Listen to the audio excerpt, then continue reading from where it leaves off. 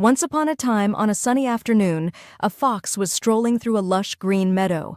As he wandered, he came across a donkey standing in the field, calmly grazing on some grass. The donkey looked peaceful, yet there was a weary air about him. The fox tilted his head, observing quietly. Then a thought struck him. The donkey is such a hard-working animal. The fox mused to himself. But no one ever celebrates him. No one speaks his name with admiration. Perhaps I should give him some advice, help him carve out some recognition for himself. With that thought, the fox approached the donkey and greeted him with a sly grin. "Good day, friend," said the fox. "I've been watching you. You toil so hard every day, carrying heavy loads, working for others, yet no one ever praises you. Don't you think it's time you do something memorable, something that will make everyone talk about you?"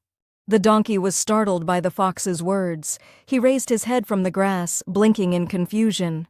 "Something memorable?" he repeated.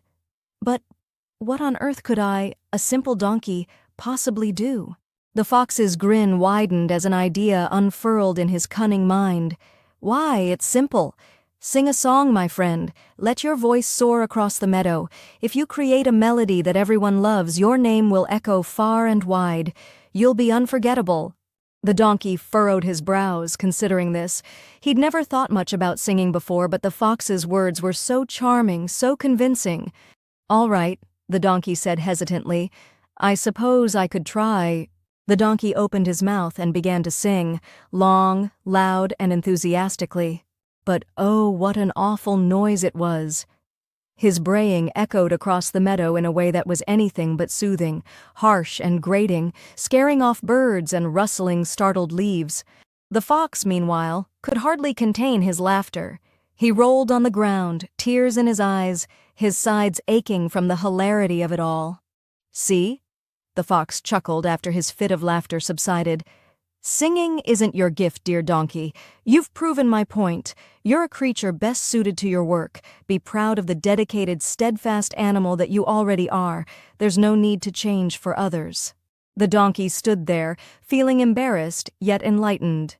Deep down, he understood the truth in the fox's words. Awkwardly, he glanced back at the grass and nodded. "You might be right," he admitted. "My work may be quiet and unnoticed, but it has value. I don't need to do something I'm not meant for just to be noticed." And so, the donkey returned to his humble routines, carrying his loads and grazing in the fields, content with who he was. He learned to take pride in the work he did best, regardless of the applause, or lack thereof. Moral of the story: don't try to become something you're not, simply to please others. True happiness comes from embracing your strengths and being the best version of yourself.